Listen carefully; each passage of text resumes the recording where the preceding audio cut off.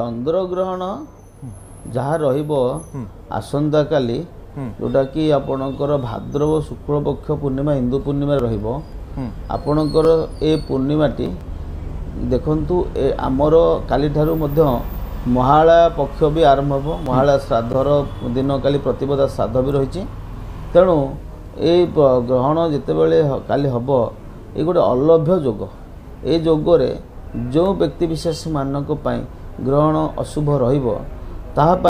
आपण गोविंदर मंत्रटी जप करिया कथा कहूँ किंतु आपण आ गोटे प्रश्न पचारे जे केते दिन पर्यंत ए ग्रहणर अशुभत्व प्राप्त रहा आउ गोटे ग्रहण आसवा पर्यंत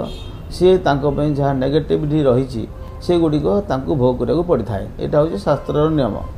तेणु आउ गोटे ग्रहण ए वर्ष तो सेटा हूँ शेष चंद्रग्रहण 2026 मसीहा मार्च मास 3 तारिख दिन पुनः चंद्रग्रहण महाकाश अनुष्ठित हो जो चंद्रग्रहण अनुष्ठित हो उक्त समय पर्यंत अशुभत्व को से भोग करेंगे अशुभत्व भोग करने हिंदू धर्म रे ज्योतिष शास्त्र जहाँ निर्देश रही से आपण मयूर पुछ को नवग्रहंकर देवता मना जाए अर्थात प्रति ग्रह मानकर देवता निजे स्वतंत्र रही किंतु नवग्रहर संपूर्ण सर्वग्रहण उपचार से होती महानारायण महाविष्णुकर जहाँ आराधना आसे से आमर ये चंद्रग्रहण रे जेहेतु यहाँ भाद्रव मास आपणकर